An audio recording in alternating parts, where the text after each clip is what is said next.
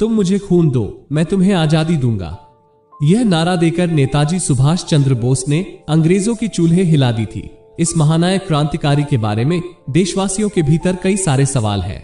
इतिहास आमतौर पर इंटरनेट पर मौजूद नहीं है, लेकिन दोस्तों आज मैं आपके सामने इतिहास से पर्दा उठाने की कोशिश करूंगा।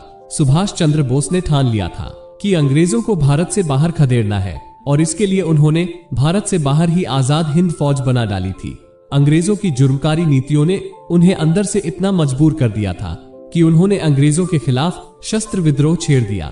आजाद हिंद फौज से अंग्रेज इतना घबरा गए थे कि लगभग साल 1945 तक आते आते अंग्रेजों का शासन उखाड़ सा गया था। इसी घबराहट में अंग्रेज नेताजी को रास्ते से हटाने की पूरी प्लानिंग बना चुके थे, मगर नेताजी विदेश जाकर वहां से भी अंग्रेजों के खिलाफ घटनाओं को अंजाम देते रहे। आखिरी दम तक नेताजी ने अंग्रेजों को चैन की सांस नहीं लेने दी, लेकिन आखिर में नेताजी के साथ क्या हुआ कि उनकी रहस्यमयी मौत हो गई। आखिर कैसे देश को आजाद करने में अहम भूमिका निभाने वाले नेताजी अचानक गायब हो गए। चलिए दोस्तों, आज मैं इस वीडियो के माध्यम से अंग्रेजी शासन को उखाड़ फेंकने वाले महान क्रांतिकारी नेताजी सुभाष चंद्र बोस के बारे में विस्तार से जानते हैं।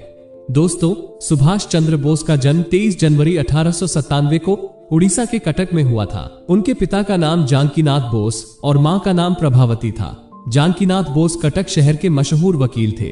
पहले वे सरकारी वकील थे, मगर बाद में उन्होंने निजी प्रैक्टिस शुरू कर दी थी। उन्होंने कटक की महापालिका में लंबे समय तक काम किया था और वे बंगाल विधानसभा के सदस्य भी रहे थे। अंग्रेज सरकार ने उन्हें राय बहादुर का खिताब दिया था। सुभाष चंद्र बोस गांधी जी के बड़े प्रशंसक थे। शुरुआत में वह गांधी जी की विचारधारा पर ही चले थे, मगर साल 1928 में जब कांग्रेस का वार्षिक अधिवेशन हुआ था, उस दौरान गांधी जी पूर्ण स्वराज की मांग से सहमत नहीं थे। वही सुभाष चंद्र बोस को पूर्ण स्वराज की मांग से पीछे हटना मंजूर नहीं था, मगर ब्रिटिश सरकार यह मांग मानने को कतई राजी नहीं थी। इसके बाद फिर 1930 के कांग्रेस अधिवेशन में यह तय किया गया कि 26 जनवरी को स्वतंत्रता दिवस के रूप में मनाएंगे। फिर तारीख आती है 26 जनवरी 1931। कोलकाता में राष्ट्रध्वज फहराकर सुभाष चंद्र बोस एक विशाल मोर्चे का नेतृत्व कर रहे थे और इसी दौरान ब्रिटिश पुलिस आ जाती है और सुभाष चंद्र बोस के जुलूस पर लाठी चार्ज कर देती है। इसके बाद सुभाष चंद्र बोस को अंग्रेजों के द्वारा जेल में डाल दिया गया। जब सुभाष जेल में थे तब गांधी जी ने अंग्रेजों से समझौता किया और सभी जेल में बंद क्रांतिकारियों को रिहा करवा दिया गया। यहाँ सुभाष चंद्र बोस चाहते थे कि इस मसले पर गांधी जी द्वारा अंग्रेजी सरकार के साथ किया गया समझौता तोड़ दे। वहीं दूसरी तरफ गांधी जी अपनी ओर से किया गया वादा तोड़ने को राजी नहीं थे। अंग्रेज सरकार अपने स्थान पर खड़ी रही और भगत सिंह, राजगुरु और सुखदेव इन तीनों क्रांतिकारियों को फांसी दे दी गई। गांधी जी द्वारा भगत सिंह को न बचा पाने पर सुभाष चंद्र बोस गांधी जी और कांग्रेस से नाराज हो गए। दोस्तों, अंग्रेजों ने कई बार सुभाष चंद्र बोस को जेल में डाला, मगर फिर भी वो अंग्रेजों के सामने खड़े रहे। सुभाष चंद्र बोस को जल्दी ही एहसास हो गया था कि अहिंसा के रास्ते पर चलकर देश को आजाद करना काफी मुश्किल है। द्वितीय विश्व युद्ध शुरू होने से पहले सुभाष चंद्र बोस की पार्टी ने अंग्रेजों के खिलाफ अपने अभियानों को तेज कर दिया। जगह जगह अंग्रेजों का विरोध किया जाने लगा, जिससे अंग्रेजों को लगा कि यहाँ मामला गड़बड़ हो सकता है, जिस कारण सुभाष चंद्र बोस की पार्टी के सभी मुख्य नेताओं को कैद कर लिया गया। द्वितीय विश्व युद्ध के दौरान नेताजी सुभाष चंद्र बोस जेल में रहना नहीं चाहते थे। अंग्रेजों को उन्हें रिहा करने पर मजबूर करने के लिए सुभाष ने जेल में आमरण अनशन शुरू कर दिया। हालात बिगड़ते देख अंग्रेज डर गए और सुभाष चंद्र बोस को रिहा कर दिया गया। लेकिन अंग्रेज यह नहीं चाहते थे कि युद्ध के समय सुभाष चंद्र बोस जेल से बाहर आजाद रहे और ब्रिटिश सरकार ने उन्हें उनके घर में ही नजरबंद कर दिया। यहाँ भी वो ज्यादा दिन तक अंग्रेजों की कैद में नहीं रह सके और फिर जनवरी 1941 में सुभाष चंद्र बोस अंग्रेजों को चकमा देकर घर से भाग गए और अफगानिस्तान के रास्ते जर्मनी पहुंच गए। यहाँ पर रहना उनके लिए खतरों से खाली नहीं था, क्योंकि अंग्रेजों की नाक के नीचे वो बड़ी बड़ी घटनाओं को अंजाम दे रहे थे, जिस कारण अंग्रेज उनको रास्ते से हटाने की पूरी तैयारी कर चुके थे। सुभाष चंद्र बोस ने अंग्रेजों को भारत से बाहर खदेड़ने के लिए जर्मनी और जापान से मदद मांगी। जनवरी 1942 में उन्होंने रेडियो प्रसारण के माध्यम से अपने क्रांतिकारी विचार देने लगे, जिसने भारत के लोगों में आजादी की चिंगारी जला दी। अंग्रेजों के लिए ये चिंगारी काफी थी। अंग्रेजों का शासन हिल सा गया था, क्योंकि द्वितीय विश्व युद्ध के कारण अंग्रेज टूट से गए थे।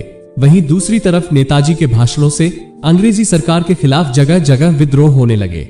सुभाष चंद्र बोस का मानना था कि अगर आजादी की इच्छा हर भारतीयों के दिल में उठे तो भारत को स्वतंत्र होने से कोई नहीं रोक सकेगा। सुभाष चंद्र बोस रूस से होते हुए जर्मनी आए और वहां हिटलर से मुलाकात की।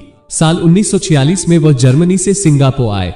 जापान में रहते हुए साल 1946 में नेताजी सुभाष चंद्र बोस ने भारत से बाहर आजाद हिंद फौजी सरकार बना डाली और नारा दिया था कि तुम मुझे खून दो, मैं तुम्हें आजादी दूंगा। इसके बाद सुभाष को नेताजी कहा जाने लगा।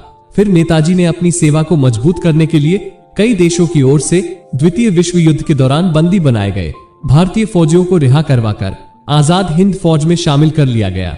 दोस्तों, अंग्रेजों को कानो कान खबर नहीं थी और भारत से बाहर उनके खिलाफ बहुत बड़ी फौज तैयार हो रही थी।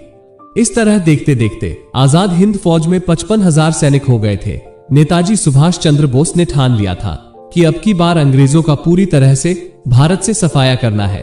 वहीं दूसरी तरफ अंग्रेज नेताजी को भारत में ढूंढ रहे थे। जब नेताजी की खबर अंग्रेजों को भारत में कहीं नहीं मिली कि उन्होंने सोच लिया था कि सुभाष चंद्र बोस उनसे डर कहीं छुप चुके हैं। मगर दूसरी तरफ नेताजी ने अंग्रेजों पर धावा बोलने का पूरा प्लान बना चुके थे। द्वितीय विश्व युद्ध के दौरान आजाद हिंद फौज में जापानी सेना के सहयोग से भारत पर धावा बोला और नेताजी ने यहाँ पर नारा दिया कि दिल्ली चलो। नेताजी का ये प्लान था कि वो म्यांमार के रास्ते भारत में घुसकर अंग्रेजों से सीधा मुकाबला करते हुए उनको खदेड़ना चाहते थे। लेकिन तभी यहाँ पर कुछ ऐसा हो जाता है जिसकी आशंका कम थी, क्योंकि दोस्तों, जापान जो कि नेताजी के साथ कंधे से कंधा मिलाकर खड़ा था, वह द्वितीय विश्व युद्ध में हार चुका था। ये खबर सुनकर नेताजी को काफी गहरा धक्का लगा और दोनों फौजों को पीछे हटना पड़ा। दोस्तों, अंग्रेजों ने नेताजी को क्रांति के दौरान 11 बार जेल भेजा था। दोस्तों, फिर तारीख आती है 18 अगस्त 1945। सुभाष चंद्र बोस सिंगापुर से ताइवान होते हुए टोक्यो के लिए रवाना हुए। जैसे ही इनका विमान ताइवान की राजधानी ताइपे से उड़ान भरता है तो उनका यह विमान दुर्घटना का शिकार हो जाता है और नेताजी की इस दुर्घटना में मौत हो जाती है। लेकिन दोस्तों, उस दुर्घटना का कोई भी सबूत नहीं मिल सका। फिर तारीख 23 अगस्त 1945 को जापान की एक संस्था ने यह खबर जारी की, नेताजी का विमान ताइवान में दुर्घटनाग्रस्त हो गया था, जिसके कारण उनकी मौत हो गई। ये खबर सुनकर क्रांतिकारी में शोक की लहर छा गई। लेकिन इसके कुछ दिन बाद जापान सरकार ने इस बात की पुष्टि की थी कि 18 अगस्त 1945 को ताइवान में कोई भी विमान हादसा नहीं हुआ था। इसलिए आज भी नेताजी की मौत का रहस्य खुल नहीं पाया है। सुभाष चंद्र बोस की मौत आज भी एक विवाद का विषय है। नेताजी ने अपना पूरा जीवन रहस्यमय तरीके से जिया, पर उनकी मौत भी इतने रहस्यमय तरीके से होगी, ये किसी ने नहीं सोचा था। नेताजी की मौत की जांच के लिए कई कमेटी को बनाया गया। साल 1999 में नेताजी की मौत की सच्चाई जानने के लिए मुखर्जी कमीशन का गठन किया गया। लेकिन कहीं खुफिया जांचों के बाद भी नेताजी की मौत का सच पूरी तरीके से बाहर नहीं आ सका। ऊपर से लोगों का शक तब बढ़ गया, आखिर जापान के द्वारा नेताजी का अस्थि कलश क्यों नहीं सौंपा गया। इसके बाद भी नेताजी के बारे में तरह तरह की बातें होती रही कि नेताजी आजादी के बाद भी विदेश में जिंदा थे। ये भी कहा जाता है कि पूर्व प्रधानमंत्री जवाहरलाल नेहरू की बहन विजय लक्ष्मी पंडित, जो रूस में राजदूत थी, उन्होंने दावा किया था कि मॉस्को में उन्होंने नेताजी को देखा था, लेकिन बाद में किसी कारणवश इस बात को दबा दिया गया। कुछ लोगों के द्वारा यह भी कहा जाता है कि साल 1948 में महात्मा गांधी की अंतिम यात्रा में और साल 1964 में नेहरू के अंतिम यात्रा में नेताजी एक भिक्षु के रूप में शामिल हुए थे। कहते हैं कि बाद में रसिया से भारत में आकर गुमनाम जिंदगी बिताने लगे थे। मगर नेताजी की मौत का रहस्य आज भी नहीं सुलझ सका। वही जब द्वितीय विश्व युद्ध समाप्त हुआ था, उसके बाद आजाद हिंद फौज के सैनिकों पर दिल्ली के लाल किले में मुकदमा चला गया। जब अंग्रेजों की इस हरकत का पता भारतीयों को चला तो वो भड़क गए थे और अंग्रेजी सेना में जो भारतीय काम कर रहे थे, उन्होंने बगावत करनी शुरू कर दी थी। सैनिक विद्रोह में ब्रिटिश सत्ता को हिलाकर रख दिया था। इस तरह साल 1947 आते आते अंग्रेजों को ये पूरी तरह एहसास हो गया था कि अब भारत में पांव जमाए रखना काफी मुश्किल है। और फिर ऊपर से अंग्रेज एक तो द्वितीय विश्व युद्ध से टूटे हुए थे और ऊपर से क्रांतिकारियों का विरोध बढ़ता जा रहा था और आखिर में उन्हें भारत को आजाद करना पड़ा। नेताजी की चिंगारी ने अंग्रेजों के लिए आग की लपटों का काम किया, जिसके सामने अंग्रेजों का टिकना नामुमकिन हो गया था।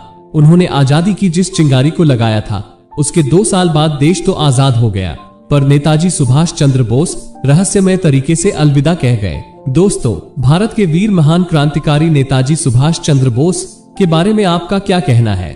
हमें कमेंट के माध्यम से जरूर बताएं और कमेंट बॉक्स में जय हिंद लिखिएगा। वीडियो के अंत तक रहने के लिए आपका बहुत बहुत धन्यवाद।